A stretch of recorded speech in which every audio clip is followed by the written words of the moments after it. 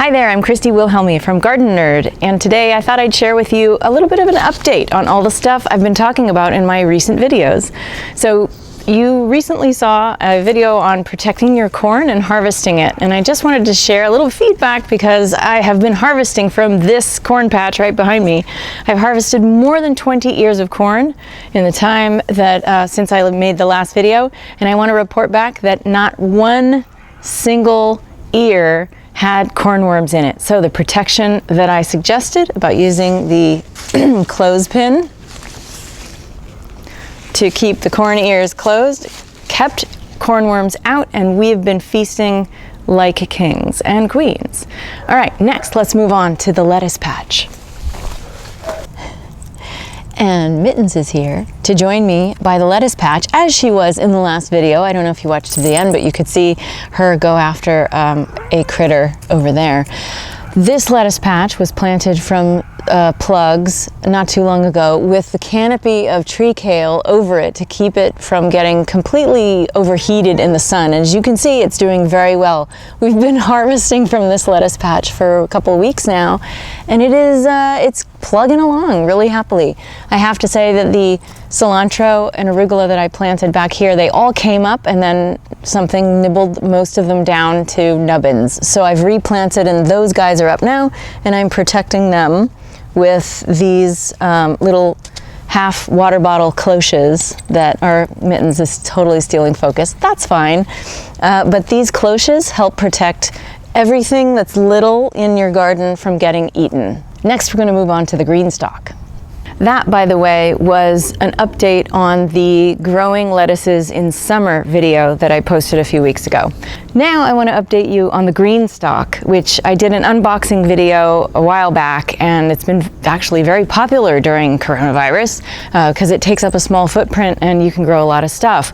I recently replanted this for a photo shoot full of strawberries, and it's been very happy. As you can see, there's some strawberries growing here, and I still have a loofah plant growing out the top. So I like to grow the vining stuff out the top, and then I just keep coiling it up on itself. I don't know if you can see this, but I've got one loofah growing here, and another couple, 1, 2, that have started here.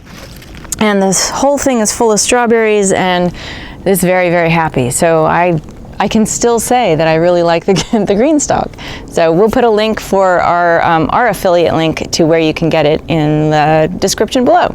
Next, the biogas.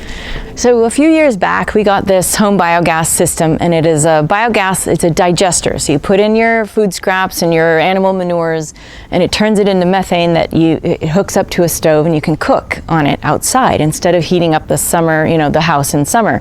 So we've been using this for a few years now, and it's been working out really great. The first season, it slowed down over winter, and we actually got a a thermometer that goes inside, and it's a heating element that would keep the biogas warm to a certain temperature over winter. But last year, we didn't even have to use that. We actually got the system going to the point where it kept going through winter, and here in Southern California, we don't get temperatures really below 45 degrees, so if you live in a place with a mild winter climate, you can probably cook on biogas year round. So we're pretty happy. It's deflated right now. It's just filling back up because we recently just changed the filter, which is a recyclable, actually compostable filter. You open it up, you dump the contents into your compost bin or bury it in the soil, fill it up with these new absorbent pellets, and then put it back in. But you have to drain the biogas first in order to do that. So we recently drained it. We changed out the filter, which you're supposed to do every 4 months. Hi, Mittens! And then we're letting it fill back up again. And after just a couple of days, it's already at this point, so if we wanted to start using it again, we could. Next, we're going to go over to the apple tree, which was featured in a previous video on saving a pot-bound fruit tree. Come on.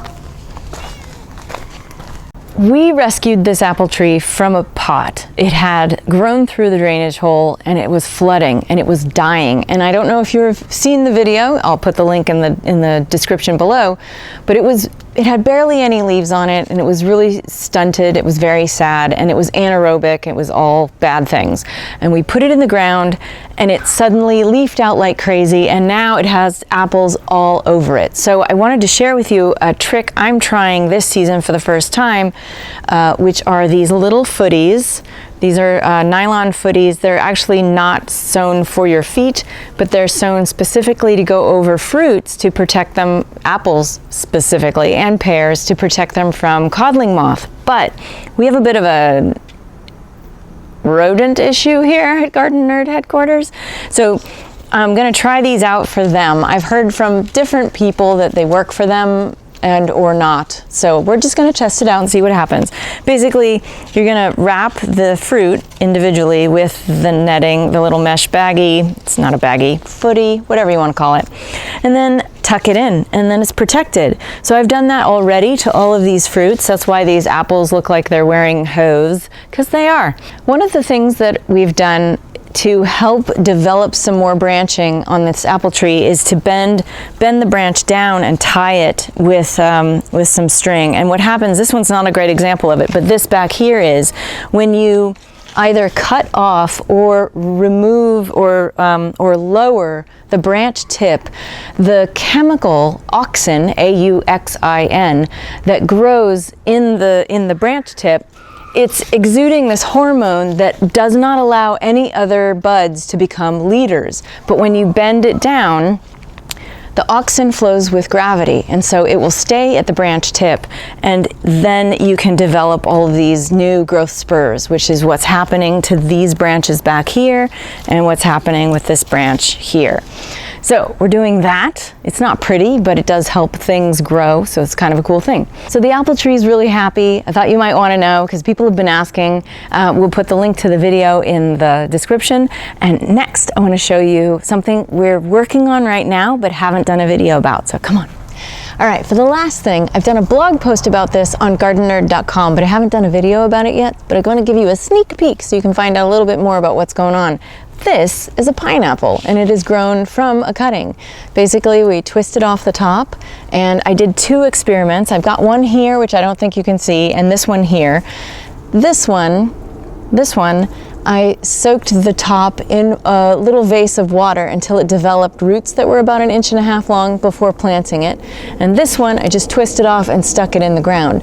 The difference is this one is grown a bit bigger than this one, so it got that head start with the roots in water ahead of time.